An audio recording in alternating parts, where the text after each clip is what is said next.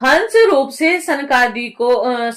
को दिए हुए उपदेश का वर्णन। भगवान श्री कृष्ण कहते हैं कि प्रिय उद्धव, सत्व, रज और तम ये तीनों बुद्धि प्रकृति के गुण हैं, आत्मा के नहीं। सत्व के द्वारा रज और तम इन दो गुणों पर विजय प्राप्त कर लेनी चाहिए। तदंत सत्व गुण की शांत वृत्ति के द्वारा उसकी दया और वृत्तियों को भी शांत कर देना चाहिए। और जब सद्गुण की वृद्धि होती है, तभी जीव को मेरे भक्ति रूप स्वधर्म की प्राप्ति होती है। और निरंतर सात्विक वस्तुओं का सेवन करने से ही सत्व गुण की वृद्धि होती है। और जब मेरे भक्ति स्वरूप स्वधर्म में प्रवृत्ति होने लगती है, और जिस धर्म के पालन से सत्व गुण की वृद्धि हो, वही सबसे श्रेष्ठ है। और वह धर्म रजोगुण और तमो गुणों को नष्ट कर देता है। और जब वे दोनों नष्ट हो जाते हैं, तब उन्हीं के कारण होने वाला अधर्म भी शीघ्र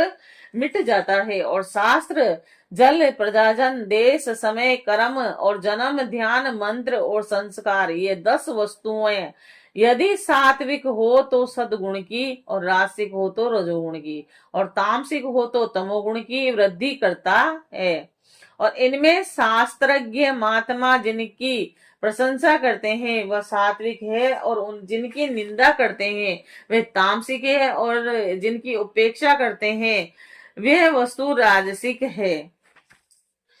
जब तक अपनी आत्मा का साक्षात्कार तथा स्थूल सूक्ष्म शरीर और उनके कारण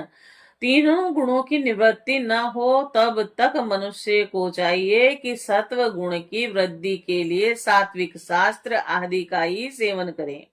क्योंकि उनसे धर्म की वृद्धि होती है, और धर्म की वृद्धि से अंतःकरण शुद्ध होकर आत्म तत्व का ज्ञान होता है। बांसों की रगड़ से आग पैदा होती है, और वह उनके सारे वन को जलाकर शांत हो जाती है। वैसे ही यह शरीर गुणों के वेश में से उत्पन्न हुआ है, और विचार द्वारा मंथन करने पर इसमें ज्ञानाग्नि प्रज्वलित होती है, और वह समस्त शरीरों एवं गुणों को भस्म करके स्वयं भी शांत हो जाती है। और उद्धव जी ने पूछा कि भगवान, प्राय सभी मनुष्य इस बात को जानते हैं कि विषय विपत्तियों के घर हैं, और फिर भी वे कुत्ते, गधे, बकरे के समान दुख सहन करके भी उन्हीं को भोगते रहते हैं, और इसका क्या कारण है? भगवान श्री कृष्ण ने कहा, प्रिय उद्धव, जीव जब अज्ञानवश अपने स्वरूप को भूलकर हृदय में सूक्ष्म, स्थूल आदि शरीरों में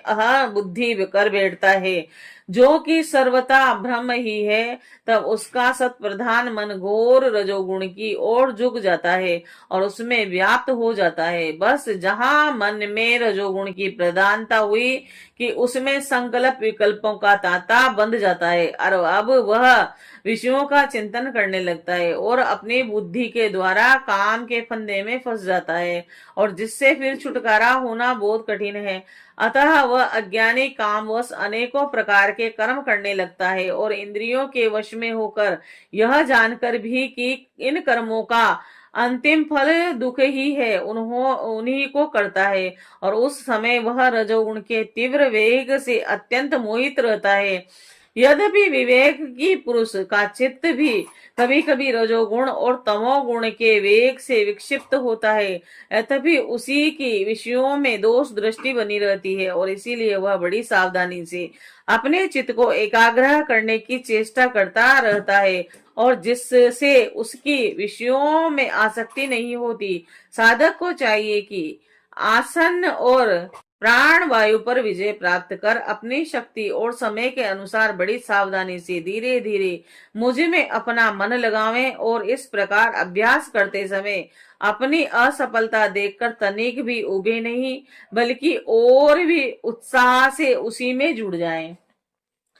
प्रिय उद्धव, मेरे शिष्य सनक आदि परम ऋषियों ने योग का यही स्वरूप बतलाया है कि साधक अपने मन को सब ओर से खींचकर विराट आदि में नहीं, साक्षात मुझ में ही पूर्ण रूप से लगा दें। उद्धव जी ने कहा, श्री कृष्ण, आपने जिस समय जिस रूप से सनक आदि परम ऋषियों को योग का आदेश दिया था, उस रूप को मैं जानना चाहता हूँ। भगवान श्री कृष्ण ने कहा, प्रिय उद्धव, सनक आदि परम ऋषि ब्रह्मा जी के मानस पुत्र हैं, और उन्होंने एक बार अपने पिता से योग की सूक्ष्म अंतिम सीमा के संबंध में इस प्रकार प्रश्न किया था।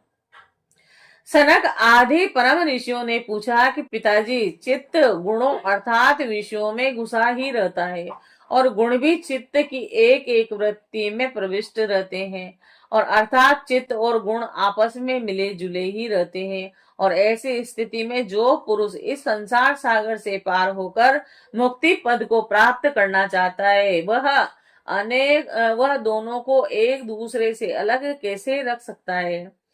तब भगवान श्री कृष्ण कहते हैं कि प्रिय उद्धव, यद्यपि ब्रह्मा जी सब देवताओं के शिरोमणि, स्वयंभू और प्राणियों के जन्मदाता हैं, फिर भी सनक आदि परम ऋषियों के इस प्रकार पूछने पर ध्यान करके वे इस प्रश्न का मूल कारण न समझ सके, क्योंकि उनकी बुद्धि कर्म प्रवण थी। और उद्धव, इस समय ब्रह्मा जी ने इस प्रश्न का उत्तर देने के लिए भक्ति भाव से मेरा चिंतन किया, और तब मैं हंस का रूप धारण करके उनके सामने प्रकट हुआ, और मुझे देखकर सनक आदि ब्रह्मा जी को आगे करके मेरे पास आए, और उन्होंने मेरे चरणों की वंदना करके मुझसे पूछा कि आप कौन हैं। और प्रिय उद्धव, सनक आदि परमार्थ तत्व के जिज्ञासु थे, और इसीलिए उनके पूछने पर उस समय मैंने जो कुछ कहा वह तुम मुझसे सुनो। ब्राह्मणों, यदि परमार्थ रूप वस्तु नाना तत्व से सर्वथा रहित है, तब आत्मा के संबंध में आप लोगों का ऐसा प्रश्न कैसे युक्ति संगत हो सकता है। अथवा मैं यदि उत्तर देने के लिए बोलूं भी तो किस जाति, गुण, क्रिया और संबंध आदि का आश्रय लेकर उत्तर दूं। देवता, मनुष्य, पशु, पक्षी आदि सभी शरीर पंचभूतात्मक होने के कारण अभिन्न ही है,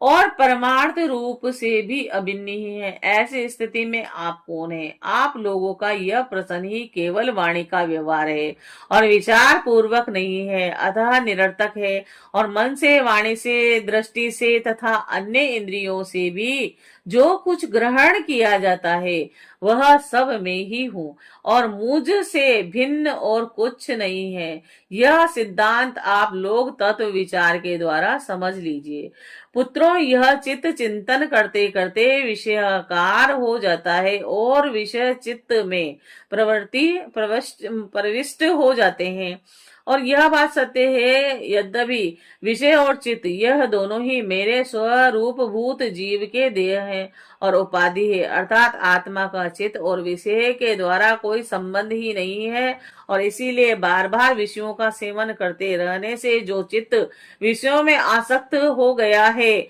और विषय भी चित्त में प्रविष्ट हो गए हैं, इन दोनों को अपने वास्तविक से भिन्न मुझ परमात्मा का साक्षात्कार करके त्याग देना चाहिए। और जागृत, स्वप्न और सुसुप्ति, यह तीनों अवस्थाएं सत्व आदि गुणों के अनुसार होती है, और बुद्धि की वृत्तियां यह सच्चिदानंद का स्वरूप नहीं है। इन वृत्तियों का साक्षी होने के कारण जीव उनसे विलक्षण है, और यह सिद्धांत श्रुति युक्त और अनुभूति से युक्त है, क्योंकि बुद्धि वृत्तियों के द्वारा होने वाला यह बंधन ही आत्मा में त्रिगुणमय वृत्तियों का दान करता है, और इसीलिए तीनों अवस्थाओं से विलक्षण और उनमें अनुगत मुझ तुरीय तत्व में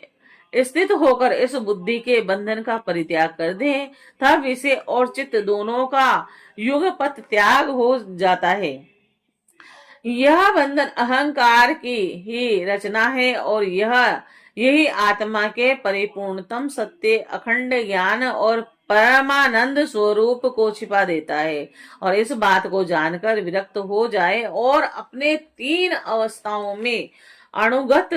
तुरीय स्वरूप में होकर संसार की चिंता को छोड़ दें, और जब तक पुरुष की भिन्न भिन्न पदार्थों में सत्य तत्व बुद्धि, अहंकार बुद्धि और मन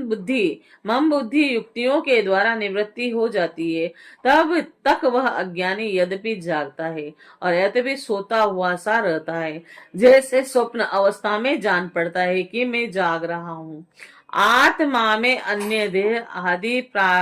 प्रतीयमान नाम रूपात्मक प्रपंच का कुछ भी अस्तित्व नहीं है, और इसीलिए उनके कारण होने वाले वर्णाश्रम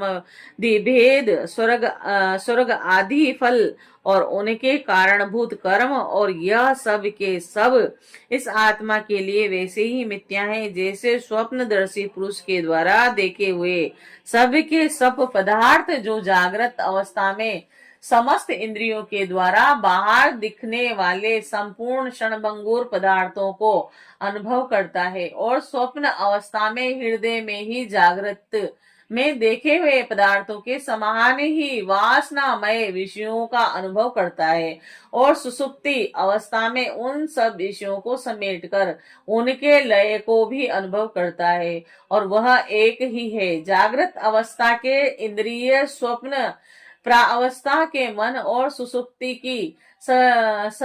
संस्कारवती बुद्धि का भी वही स्वामी है, क्योंकि वह त्रिगुणमय तीनों अवस्थाओं का साक्षी है। और जिस मैंने स्वप्न देखा और जो मैं सोया और वही मैं जाग रहा हूँ, और इस स्मृति के बल पर एक ही आत्मा का समस्त अवस्थाओं में होना सिद्ध हो जाता है। और ऐसा विचार कर मन की यह तीनों अवस्थाएं गुणों के द्वारा मेरी माया से मेरे अंश स्वरूप जीव में कल्पित की गई है, और आत्मा में यह नितांत असत्य है, ऐसा निश्चय करके तुम लोग अनुमान सत्पुरुषों द्वारा किए गए उपनिषदों के श्रवण और तीक्ष्ण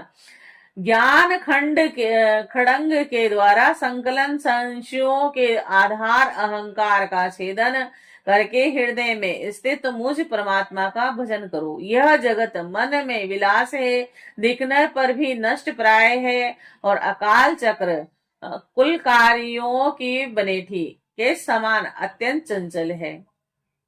और भ्रम मात्र है। ऐसा समझे कि ज्ञाता और गए के भेद से रहित एक ज्ञान स्वरूप आत्मा ही अनेक सा प्रतीत हो रहा है, और यह स्थूल शरीर, इंद्रिय और अंतकरण रूप तीन प्रकार के विकल्प गुणों के परिणाम की रचना है, और स्वप्न के समान माया का खेल है, अज्ञान से कल्पित है, और इसीलिए उस देहादि रूप दृश्य से दृष्टि हटाकर तृष्णा रहित इंद्रियों के व्यापार से हीन और निहिर होकर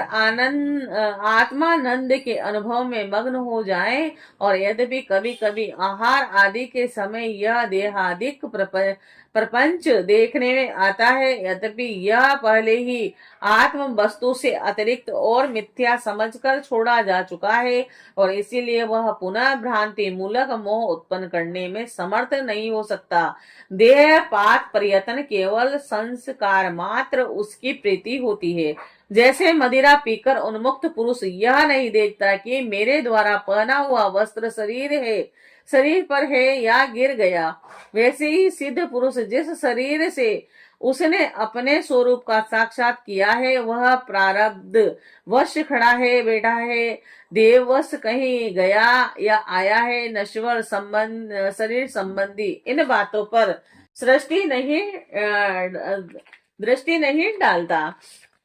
प्राण और इंद्रियों के साथ यह शरीर भी प्रारब्ध के अधीन है, और इसीलिए अपने आरंभक बनाने वाले कर्म जब तक हैं तब तक उनकी प्रतीक्षा करता ही रहता है। परंतु आत्म वस्तु का साक्षात्कार करने वाला यह समाधि प्रयत्न योग में आरूढ़ पुरुष स्त्री पुरुष धन प्रपंच के सहित उस शरीर को फिर कभी स्वीकार नहीं करता, अपना नहीं मानता। जैसे जगा हुआ पुरुष स्वप्न अवस्था के शरीर आदि को सनक आदि ऋषियों सनकादि ऋषियों, मैंने तुमसे जो कुछ कहा है वह सांख्य योग दोनों का गोपनीय रहस्य है, और मैं स्वयं भगवान हूँ। तुम लोगों को तत्व ज्ञान का उपदेश करने के लिए ही यहाँ आया हूँ, ऐसा समझो प्रियवरों। मैं योग, सांख्य, सत्य, रित और मधुर भाषण, तेज, श्री कीर्ति और दम, इंद्रिय निग्रह, इन सबका परम गति, परम अधिष्ठान हूँ, और मैं समस्त गुणों से रहित हूँ और किसी की उपेक्षा नहीं रखता। फिर भी साम्य, असंगता आदि गुण मेरा ही सेवन करते हैं और मुझ में ही प्रतिष्ठित हैं, क्योंकि मैं सबका हितैषी, सुहृद, प्रीतम और आत्मा हूँ। सच पूछो तो उन्हें गुण कहना भी कठिन नहीं है, क्योंकि वे सत्व आदि गुणों के परिणाम नहीं है और नृत्य है। प्रिय उद्धव, इस प्रकार मैंने सनक आदि मुनियों के संचय मिटा दिए और उन्होंने परम भक्ति से मेरी पूजा की और स्तुतियों द्वारा महिमा का गान किया। और जब उन परम ऋषियों ने भली भांति मेरी पूजा और स्तुति कर ली, तब मैं ब्रह्मा जी के सामने ही अदृश्य होकर अपने धाम लौट आया। जय श्री कृष्णा।